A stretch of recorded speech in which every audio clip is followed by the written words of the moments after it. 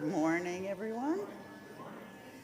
My name is Martha Childs. I am a member of the Standing Committee, and I want to welcome everyone here and out there to our very special service. It will be an interesting one, guaranteed. So we don't have an order of service, but you do, hopefully you got the community matters, and I just wanted to go over a couple of things that either are or are not in that. First of all, the Holiday Helpers Gift Giving Program, which we do, I think we've been doing it every year for a long time, and it's to help Littleton residents who are struggling, have some problems and need some help around this time of year. So here's how it works. There's a little tree in the vestry. So when you go to coffee hour, you will see it, a little tree that has stars on it. There are 15 stars, and the first 15 people to take a star become the gift givers. And here's what's important about this. If you take one of these stars, you have to return an unwrapped gift next Sunday. So this is a short time frame. So the gifts, just bring them here, unwrapped, next Sunday on the 11th of December. Okay. The other thing that's going on in the vestry is the Alliance post-bazaar sale. And there's still some jam, not a lot, got to get there in time. There's some jam left and a lot of crafts, cards, and that's in the vestry.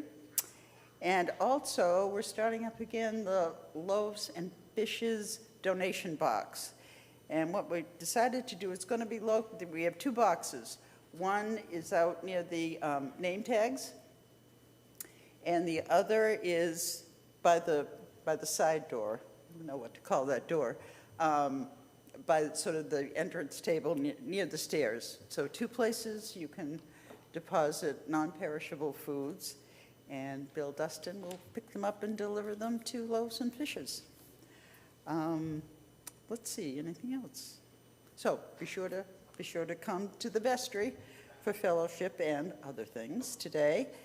And if you're new, if you're visiting for the first time today, please feel free to talk to any of us. We're a friendly bunch, and can answer probably any questions that you have.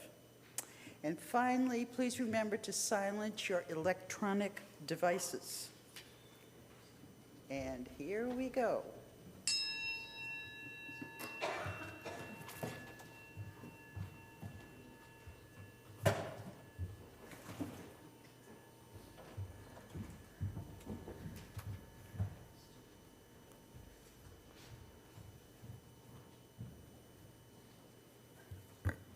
Good morning. Good morning. My name is Laura Hoke, and I am the minister of this congregation. I feel so lucky to serve it. It is a wonderful place. First Church Unitarian here in Littleton, Massachusetts. I'm glad you've joined us on this new experimental Sunday of sorts. And I want to welcome those who are at home, because I know a lot of you are at home today. We had a lot of people out with colds and illnesses, about even COVID. And so I hope you're healing well and taking care of yourselves, and thank you for trying to keep us safer here in person. For those of you who are here in person today, it's wonderful to see you. If this is your first time with us, we welcome you especially, and we hope that if you would like to learn more about us, perhaps you can join us after the service for the fellowship and refreshments. Well, I don't know if there's refreshments. It's coffee, right? No food, coffee. I'm still learning. After the service in the vestry, you can follow us out there. So today is different because there is no printed traditional order service like we usually have. You'll find that we really will have a lot of the elements we always have, but we won't have the usual printed order service. It's an experiment, which in the spirit of science means you can't lose, because Even if it is weird or awkward or there are snags, you learn something from an experiment. So we'll try to have that mindset. But there's always the chance that it will be horribly awkward. So, but I don't think so. I think we're going to have fun. So I hope you'll join in it with the sense of funness and openness to it. Hopefully you have in your pews some sort of noisemakers. And, you know, when there's music, if you feel so moved, you're certainly welcome to embellish it with your noisemaker. Or anything that you feel you'd like to embellish with your noisemaker within reason, I invite you to do. All right. Enthusiasm, anything you want to use it for is very welcome. And I think I want to move us into our more formal, such as it is formal for us, which is never very formal, sense of worship with a call to worship. And these are words of Ursula Le Guin. Please bring strange things. Please come bringing new things. Let very old things come into your hands. Let what you do not know come into your eyes. Let desert sand harden your feet. Let the arch of your feet be your mountains. Let the paths of your fingertips be your maps, and the ways you go be the lines of your palms. Let there be deep snow in your inbreathing, and your outbreath be the shining of ice. May your mouth contain the shapes of strange words. May you smell food cooking you have not eaten. May the spring of a foreign river be your navel. May your soul be at home where there are no houses. Walk carefully, well-loved one. Walk mindfully, well-loved one. Walk fearlessly, well-loved one. Return with us, return to us. Be always coming home. Let us worship. I think it's time for some worshipful music. Is it time for the choir? What do you think, Molly? I have a microphone today. I think it's a great time for music. I'd like to call the choir up. Now, the choir is singing something very slow and reflective, but I'd like to start the service on a more joyful note, a more interactive note. So everybody get out your teal hymnal, please. Teal hymnal. Turn it to the first one, number 1000. Get out your noisemaker if you want to. If you're at home, you can make as much noise as you want. So we're going to sing from up here. The choir is going to sing Morning Has Come, but you may sing it along as well.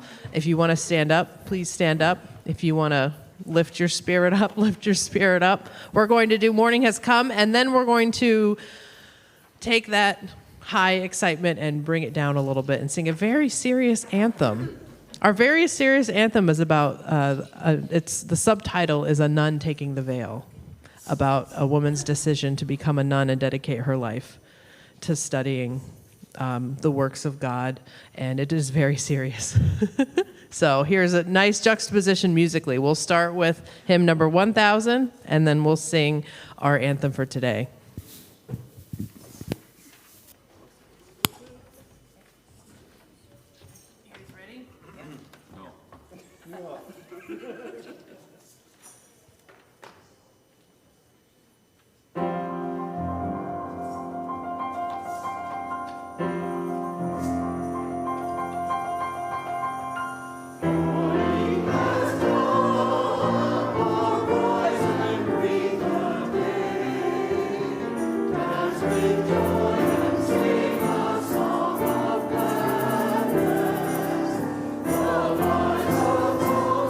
Oh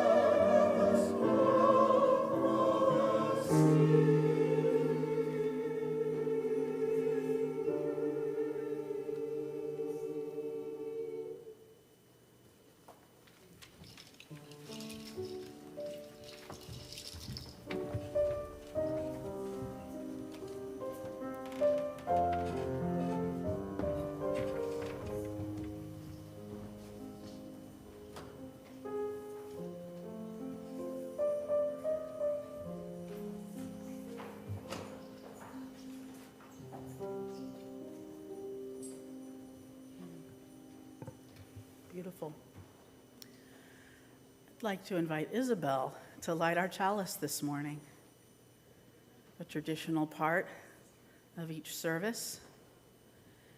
And if we could put the words of our covenant on our screens.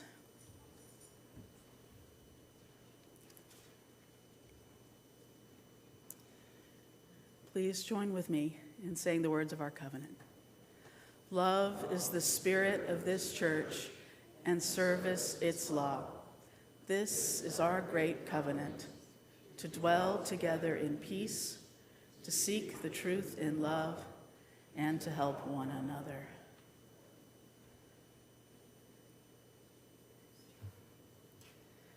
Thank you so much. You might know that today is the second Sunday of the Christian season of Advent. And last Sunday, Monica, our deacon, guided you in the first candle of Advent, which is one of the purple candles, the candle of hope.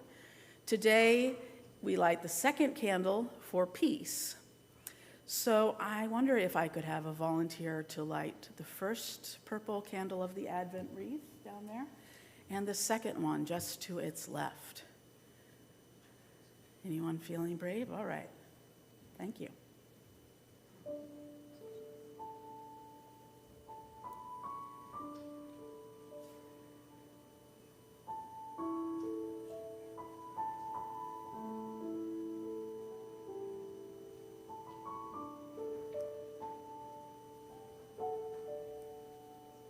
So the second candle today for peace, I offer words of Mother Teresa. If we have no peace, it is because we have forgotten that we belong to each other. Thank you. Should we do one more hymn? All right, you know what? I'm gonna, if the kids have a suggestion, did you have something? No? That was a fake out. All right. But, all right, so does anyone else have a hymn they'd like to pick? Just something you're in the mood for. Yeah, Susan. Oh, okay, so that's number 29, I think, in the gray, is it?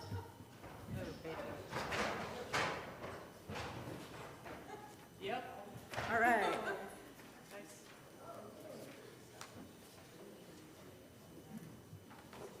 So feel free to make joyful noise for this one, too.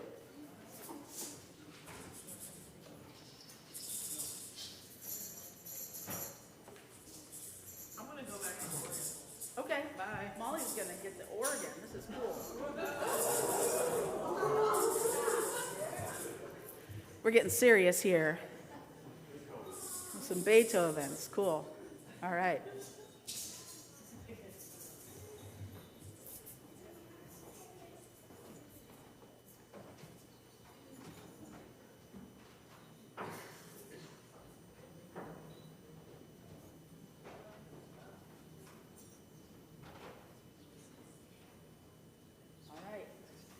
Please rise in body or spirit as you're willing.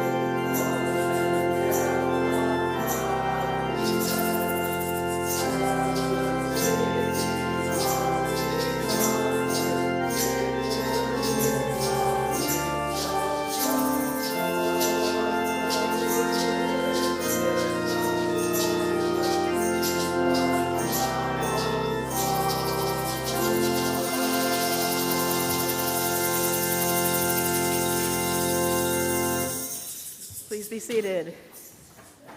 Thank you. Do you have a story you feel like telling today, Thea? I'm glad.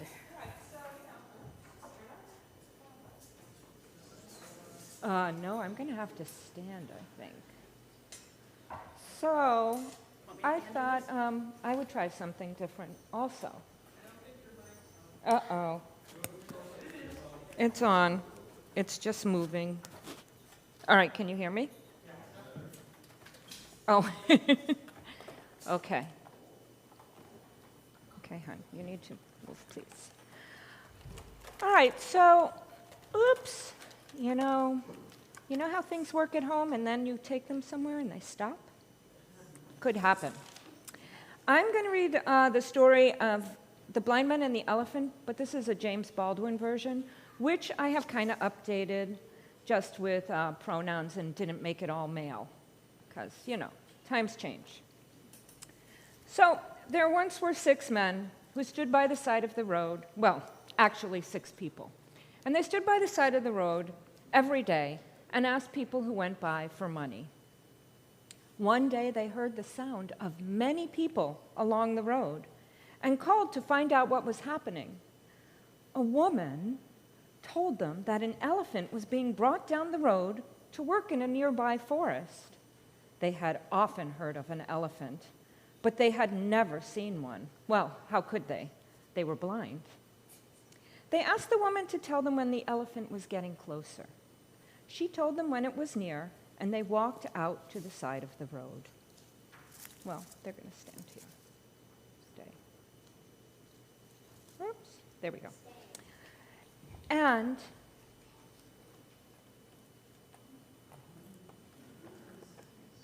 when they saw the owner, they asked if he might stop for a short time so they could see the great animal.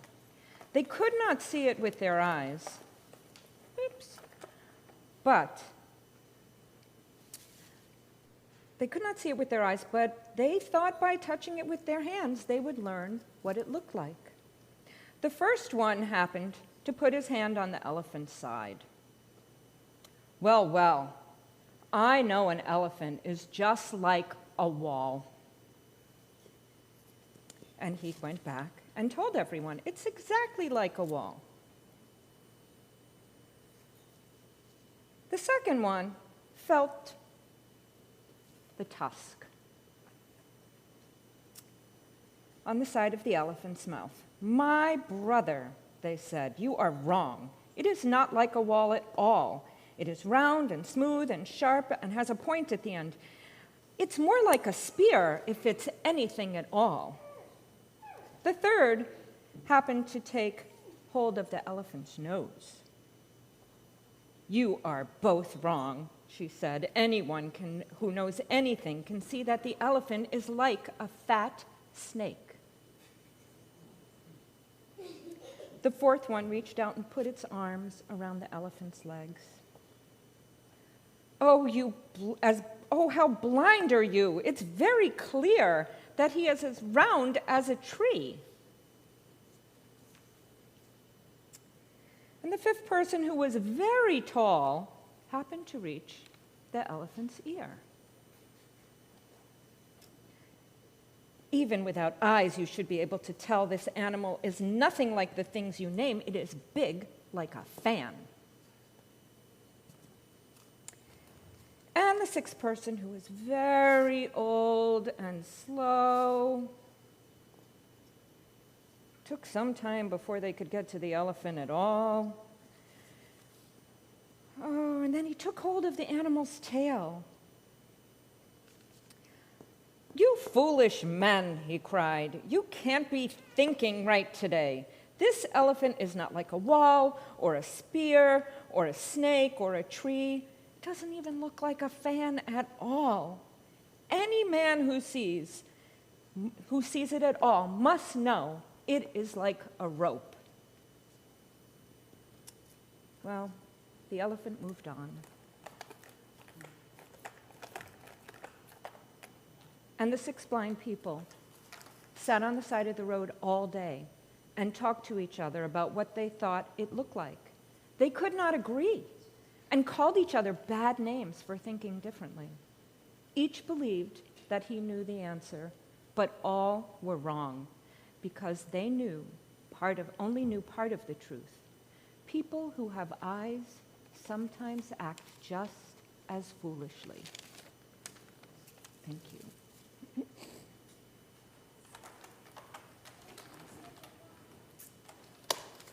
All right, stand there.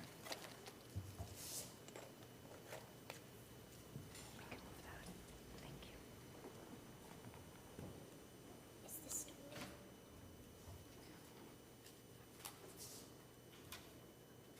What do you think? Do the kids want to go downstairs?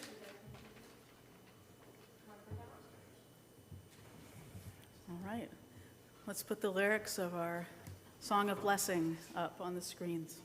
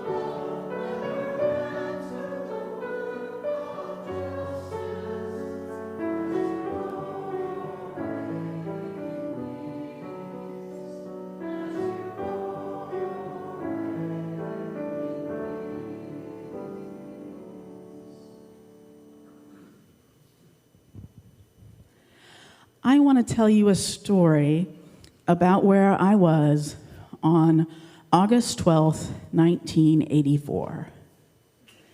Do you remember 1984? I was about 15 years old, and I was very excited that day because I was going to see a concert. I was going to go see a concert with my two big sisters, Cheryl, who was in college, Della, who was like 25, about 10 years older. And we were going to see, right there in Harrisburg, Pennsylvania, the little city closest to us, Huey Lewis and the News.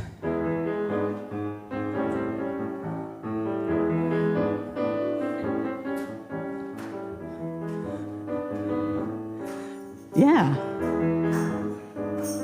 Because it's hip to be square. So, if we could have the photo. All right, just in case you don't remember. Huey Lewis and the News. So we were excited because, you know, he's kind of cute, right? And they were like this cute boy band. And for us suburban girls, white suburban girls, they were kind of dreamy with their blow-dry mullets. And they played this very catchy, pretty inoffensive music, you know. I Want a New Drug was probably their edgiest song that I knew of. But it was like, you know, we wanted to hear the power of love. Do you believe in love? Lots of love. And so we were super excited to see them. And, you know, sometimes the audience kind of mirrors the artist. And so in the crowd, we were kind of like Molly Ringwald types, or those of us who were more butch, maybe Christy McNichol types. And so there we are, excitedly waiting for Huey. The problem, just one problem, there was a very strange pairing for the opening act. Could I have the next slide? Stevie Ray Vaughan. Do you guys remember Stevie Ray Vaughan? Any fans? All right. He's not really the household name. Well, let's listen to music. Sorry, I shouldn't talk over that.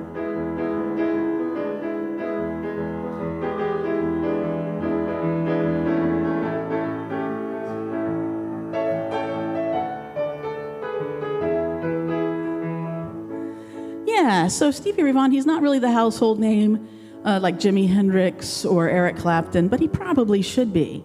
Many people think he's the best blues rock guitarist of all time. He's certainly up there.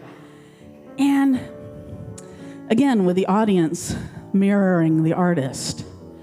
So you see Stevie Ray has a different appearance, gestalt, than Huey Lewis. He's, sweaty. Huey Lewis in the News magically didn't sweat. I don't know. He's sweaty, a little bit of a gaudy thing. He's got the cowboy hat and like this big belt buckle and the gaudy guitar strap. And I don't know what's up with like the kimono thing going on. But scariest of all for us, teenage Molly Ringwald, Christy McNichols, he had the shirt open with this big tattoo on his chest. And this was before everyone and their grandmother and their minister had 1 or 2 or 3 tattoos. So we were pretty freaked out. The scariest thing of all, though, was the guitar face. That kind of freaked us out. Again, audience mirroring the artist. The people who came to see him were an entirely different group. Mostly people who either were or appeared to be bikers. They had leather, chaps, chains, bandanas. They were at least 10, usually 15, 20 years older than we teeny boppers.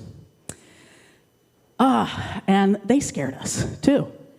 It was a very strange crowd. So what happened was he played, and though he played his heart out and he played great, he kind of got a somewhat chilly reception from the majority of the crowd who were the teeny boppers. We didn't know what to do with this. And there was this weird tense vibe in the audience between the two crowds. The biker types, the teeny bopper types. And as soon as he was done playing, his crowd left en masse, and then it was just the teeny boppers left with Huey Lewis in the News. And, here's the thing about that night.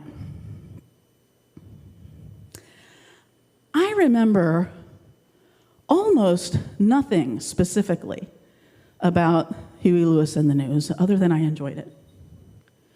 I remember having a good time with my sisters and enjoying it. But everything about Stevie Ray Vaughan's performance is burned on my brain because it was so different for me. And even though it was not at the time my type of music at all, you could not help but appreciate the virtuosity. I mean, you didn't have to know anything about guitar to know, wow, this guy could play.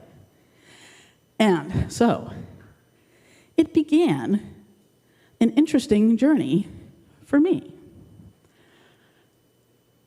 Now, some of my favorite music is blues rock, but traditional blues, the old school country blues, all of it. And that led me into liking jazz. And so today, after the Beatles, my second favorite artist is probably Miles Davis. And that's a journey that began on August 12th, 1984. And so it was, in a way, a kind of strangely magical experience, even though it was uncomfortable. In slow motion, it was a transformative night. Because here's the thing. It was magical, and here's the thing about magic. If I could have the next slide. Mostly, we stay in our comfort zone, right? That little circle, that's your comfort zone. Maybe you've seen this meme on the internet. Next slide. The big circle, outside of your comfort zone. That's where the magic happens. If you just stay in your comfort zone, nothing new ever happens. It's okay, you're cozy in there, in that cozy little circle. But wow, get outside of it, something really cool could happen. Of course, I should mention, and this morning reminds me, outside of the two circles is other territory. And, Danger Will Robinson, who knows what's going to happen there. Just a new experience that wasn't magical for you. But here's your chance. Get outside of your cozy village or your familiar city, wherever you are, and go into the enchanted forest where the magic happens.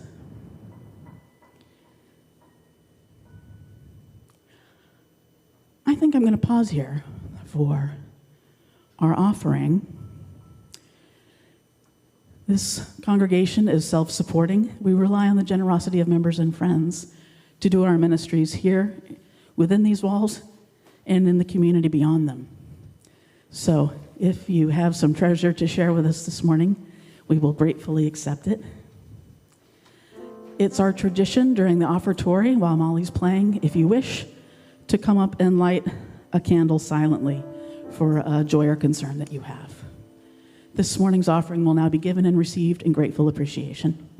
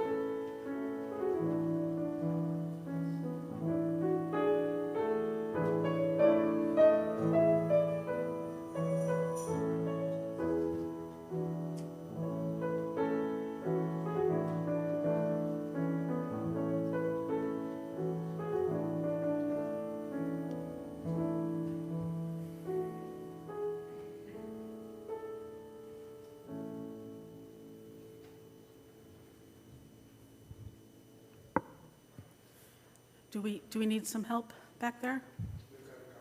You got it covered? Okay.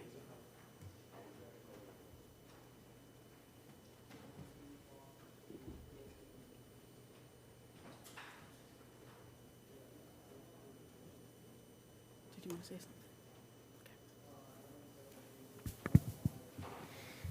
I actually wanted to tag onto what Reverend Laura was talking about. The piece that I just played for the offertory is a mazurka by Chopin. Maybe you recognize Chopin if he's one of your favorite composers, but to me that doesn't sound like a mazurka. A mazurka is supposed to be a very fun, fast dance. And that definitely isn't fun and fast. It's very reflective and serious. So Chopin breaking out of the mold of what a mazurka is supposed to be. A student of mine who is 12 years old introduced that song to me. I've been teaching him for about 5 years, and he's one of those students who just like eats music up. Like he needs to have it. He needs to explore. He needs to go onto Spotify or YouTube and just like search things. So every week at his piano lesson, I say, oh, you need to listen to this and you need to listen to this. But he always comes to me with things. And he brought that. This 12-year-old came and played this for me. And I'm like, that is beautiful. So like to kind of tag along on what Reverend Laura was saying, like I don't really play Chopin mazurkas. I prefer some of the more quieter ones, like the nocturnes and the ballades. So I would have never found that piece if my 12-year-old didn't come and like bring it to me and want to study it. So I'm very often inspired by my students. And I know some of you are teachers, and I'm sure you are inspired by your students, and I'm sure lots of you also have stories of being inspired in places that you didn't think would be inspirational. So I just wanted to add that. Thank you.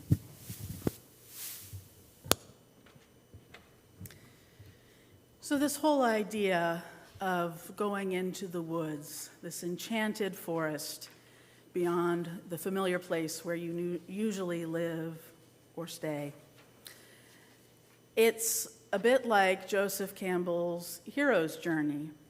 Joseph Campbell was a scholar in comparative mythology, was an expert in myths from around the world and from throughout times of history. And he saw this pattern that he called the hero's journey. In this pattern, the hero leaves their familiar, comfortable, ordinary world and somehow finds themselves on a great adventure. Sometimes the hero is pressured into a new experience, sometimes they chance upon it, but they are called into new, unexplored territory with unfamiliar ways and unknown risks. And once there, they're sometimes tested. That hero gains some sort of treasure from the experience, some sort of rebirth, some sort of transformation. The hero is forever changed, and they eventually go back to their ordinary world, their home territory. And in the hero's journey, they have this power to transform their own people, just as they have been transformed. Classic examples of that would be something like Moses or Siddhartha Gautama becoming the Buddha. Now, my experience at the concert was not a full-blown hero's journey by any stretch of the imagination. I didn't transform my suburban village when I got back, but it was transformative personally for me.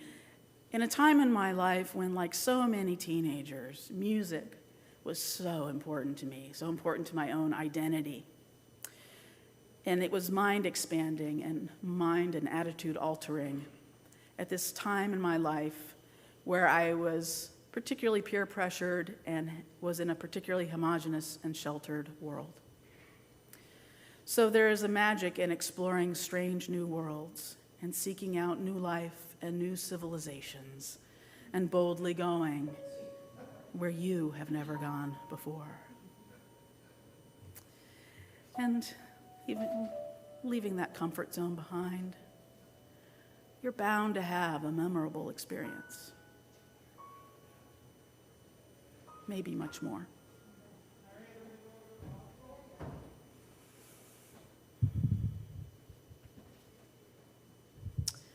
I want to take a moment to pause for some joys and concerns that we might have. I'm going to pause for concern for our guest who I believe maybe had a fall.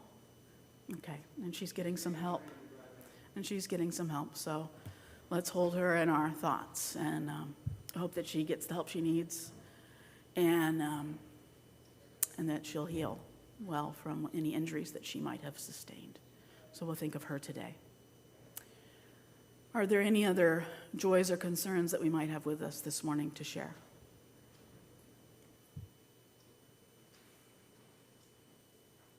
Once again, we have come together in love and trust sharing those cares dearest to us with this gathered beloved community. Let us hold in our hearts and our thoughts and prayers all those joys and concerns spoken aloud, as well as those that remain unspoken, as we share together in a time of sacred silence.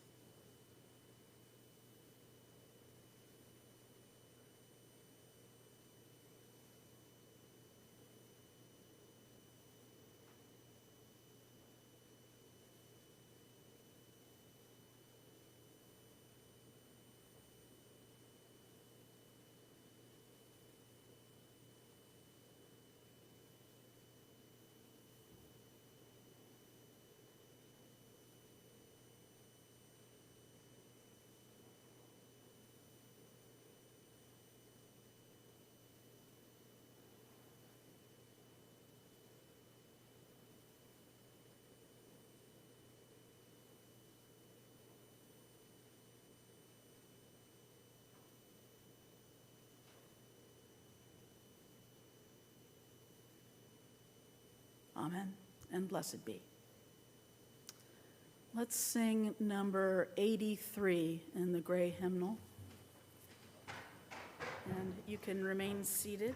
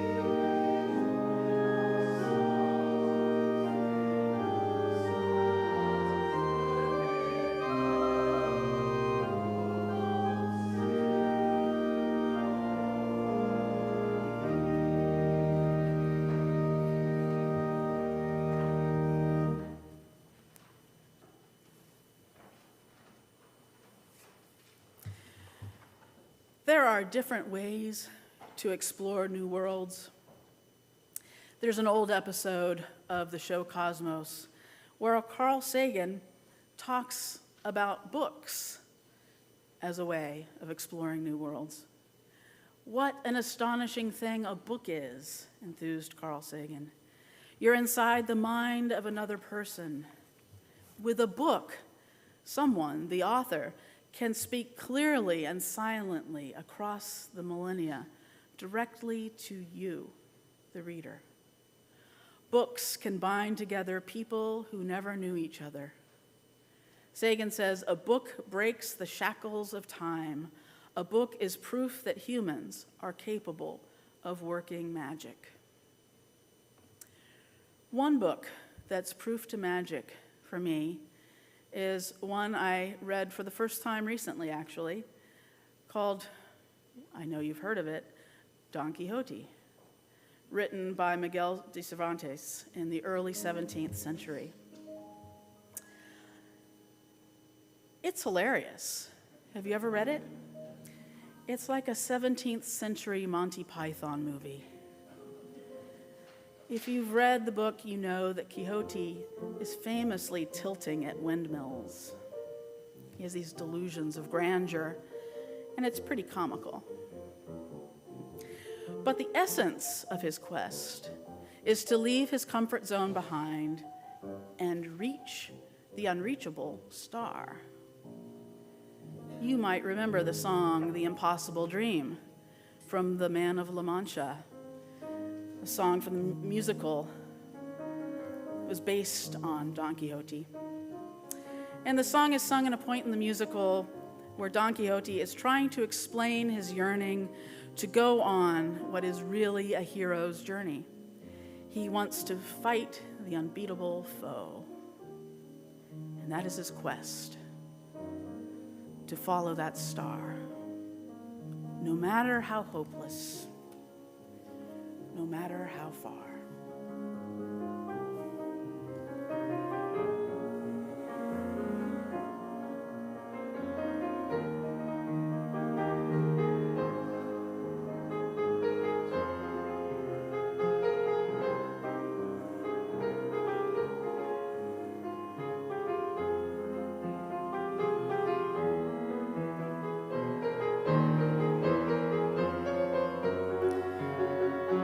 And I know if I'll only be true to this glorious quest, the world will be better for this.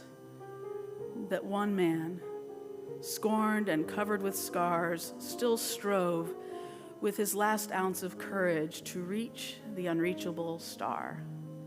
That is the magic.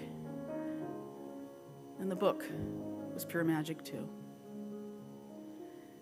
Magic, for me, was the only word to describe Miguel de Cervantes reaching into the future to make me literally laugh out loud reading the book 400 years after he wrote it. That's kind of amazing. And that's just books. Think of the magic that computers and the internet and devices yet unimagined might create. In closing, we humans are always trying to demystify things, using reason and science to make sense of it all. At least some of us humans are. And I very much value that quest. But sometimes I wonder if part of our task as Unitarian Universalists is not to demystify, but to remystify, to re-enchant the world. Perhaps the advice of Eleanor Roosevelt is helpful. She said, do one thing every day that scares you. Or perhaps the advice of Mahatma Gandhi, live as if you were going to die tomorrow. Learn as if you were going to live forever. Transformation and change happens only when we try new things, meet new people. It happens in biology and evolution, and it happens in our lives on the edges. It happens, as theologian Howard Thurman put it, on the growing edge. Look well to the growing edge.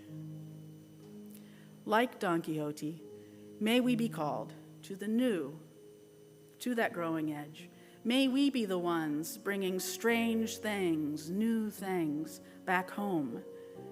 May we be the ones walking mindfully and fearlessly, as Ursula Le Guin's call to worship exhorted us. May we indeed find those places where the magic happens, outside of our usual comfort zone. May we know that beauty. May it be so. Blessed be, and amen.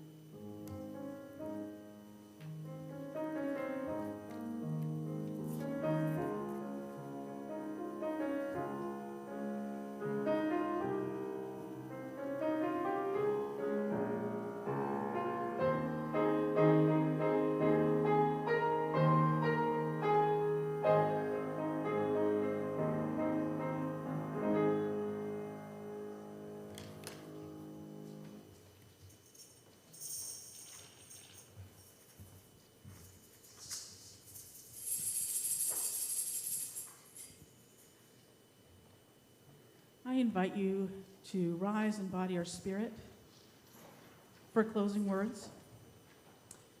If you're comfortable and the person next to you is comfortable, you could hold hands or touch feet or elbows. Or, if you wish, just do something that puts your spirit connecting to others, perhaps hands up or whatever works for you. Friends, life is short. And life can be a wonderful experience, an amazing journey.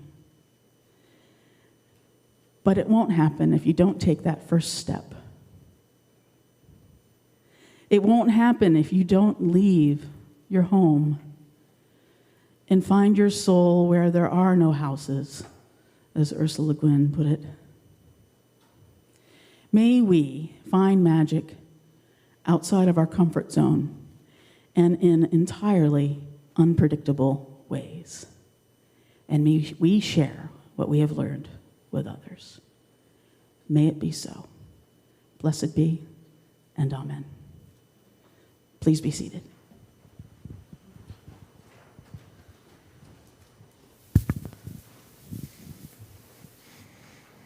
For the postlude, please get out your teal hymnal.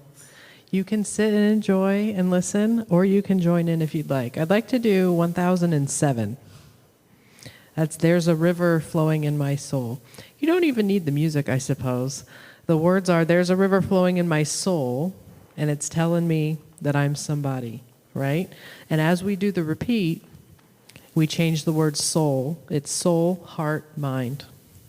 So you can follow along if you want. Please feel free to get out your noisemakers.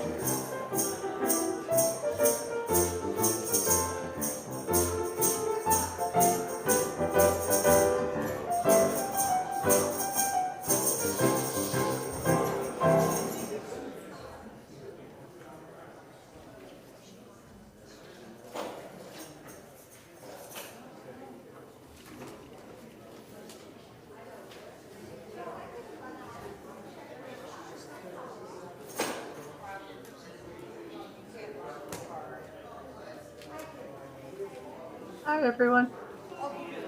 Hey, Ann. Hi. How you feeling, Ann? Uh, Maybe a little better. Oh, I mean, good.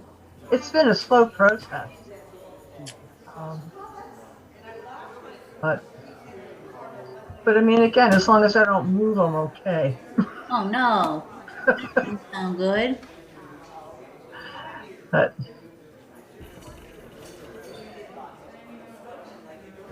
Well, that doesn't sound very good, Ann. no, well, evidently my lungs are pretty PO'd at me. Um, Probably the best way to put it. It's just it's taking a while. I mean, the pulmonologist thinks that.